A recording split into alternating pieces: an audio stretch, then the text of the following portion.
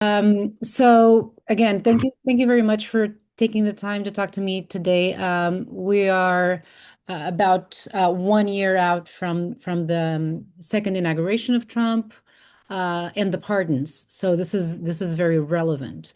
I was blown away by the film. I mean, the access you had and the way that you filmed, it was very different from everything that I've seen regarding January 6th. So I wanted to start by asking you, how did you get so much access and how did you film it? Did you have a crew? Was it a big camera? Was it a small, inconspicuous one? Because some of the scenes are so intimate. Like I can't imagine. Like I was that was one of the things I was wondering. Yeah, those are great questions. I really appreciate your feedback about the film. Toiling away sometimes you kind of lose sight of things, so it's gratifying to hear how it lands and it's landing the way it's we intended it to land. Um, the the film, how do we film it? So the access. So we started this film in the idea first started germinating in like 2016, 2017, and we picked up a camera and our first shoot was at the end of 2018. And so I spent all that time just like deeply researching the conservative movement. Trying to read as many books as possible, trying to read a lot of the sort of mainstream reporting that was happening since sort of the backlash to Obama's presidency and the rise of the Tea Party and everything that was happening. And that allowed me to begin develop sources. And we began developing those sources in 2018. And we just sort of developed a rapport with people across the movement. And those kind of relationships kind of matured to the point where people were like, sure, you can follow us. I don't know why you would want to, but sure. Um, we got, to your point, we got a lot more access than we anticipated. And we filmed about a dozen people over the course of that time. And then it wasn't until the edit that we had to make like really hard choices about who would finally be in the film. I think some people who we approached were just like couldn't believe that someone who looked like me would want to talk to them. I think some people talked to us maybe to prove they weren't racist. I think, and some people, they just so firmly believe that they're fighting this war, this holy war, this battle against some sort of existential threat, that they were just so eager to talk to somebody who they kind of immediately recognized might not necessarily be part of their same echo chamber, and were like intrigued that I wanted to talk to them to begin with. And so that was really fascinating. Wow. And did you have a crew or was it a small, like how did you?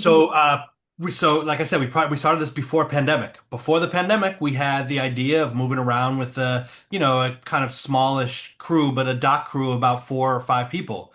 But when the pandemic happened, our footprint became me doing most of the cinematography and my producing partner Rachel Falcone. She also does sound for documentaries, and so for most of the film, it was the two of us. We had a couple shoots where it was Jim Urquhart, who's a photojournalist for Reuters, who was also part of our team. So he was also there too, but he was also often just kind of double duty. So it was just the two of us. And I originally was shooting on this sort of big Panasonic camera, but I ended up shooting the film on a sort of mirrorless S1H camera that Panasonic makes that kind of looks like a photo camera on a gimbal. So it's kind of a little bit of a handheld contraption, but it's a much smaller footprint than pre-pandemic what I was thinking about filming on. So some happy accidents were kind of came out of forcing us to rethink our approach given the pandemic. Some of the scenes seem a little scary. Were you ever afraid, like, for when there's confrontations? I mean, obviously the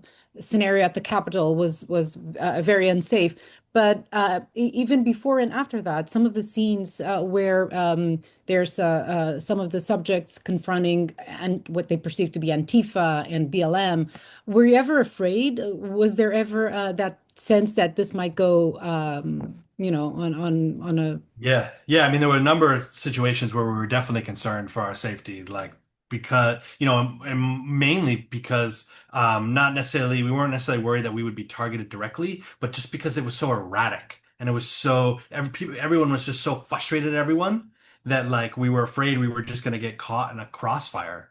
And as a result, we produced most of this film while wearing bulletproof vests and helmets, and we brought gas masks everywhere we went because we didn't know what might unfold at any given scenario.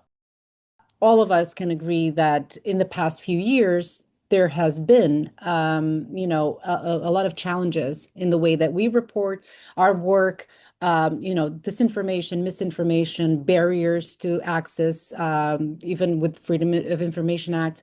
Do you feel like this is an inflection point in terms of press freedom in the United States?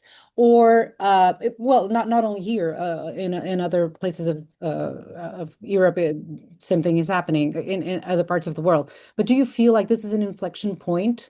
Uh, People mistrust journalists. There's so many. I mean, from deep fakes to there's so many challenges right now.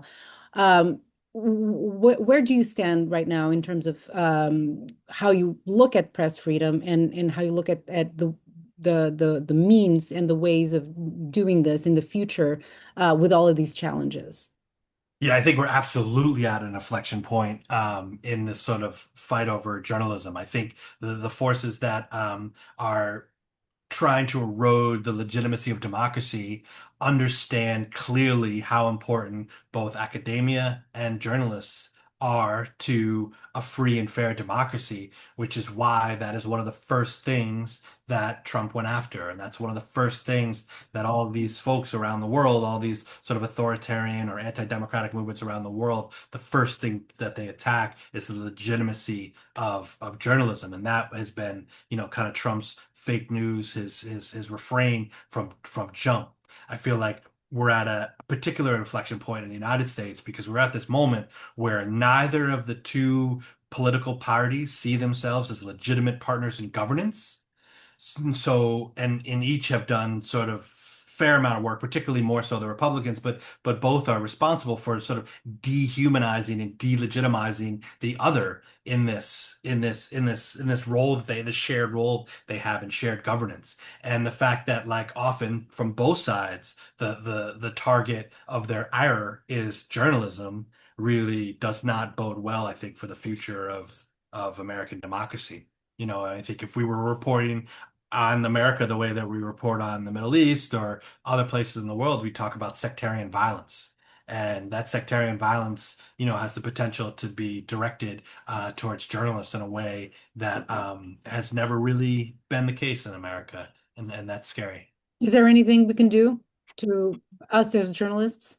Yeah, I think journalists need to like stay the course. I think it's very easy to capitulate, to give in, to soften your edges, to like hire an editor in chief who like maybe you feel like has conservative leanings to like try to like pander to that perspective. But I think that the role of journalists is more important than ever, and to like stick to our guns around how to do fact-based, well-sourced, ethical reporting. And just sort of stick to that. I feel like there needs to be increasing collaboration with education to be able to sort of teach people younger how to read and understand media, how to like make sense of all the things that they're consuming now that the lines between sort of journalism and just like all the sort of content we're exposed to are blurred more than ever. But I think that would go a long way to be in helping young people sort of like understand how to read and make sense of the information that's presented. And that's the reason why you chose not to try to steer people in any direction with this film. It's observational, the way that journalism is supposed to be. Yeah, yeah, yeah. And that doesn't mean that journalists don't have their own opinions, but like it's like how do we create work that like allows people to like look honestly at things they might disagree with so that they can make their own opinions. And I feel like that's what we're trying to do.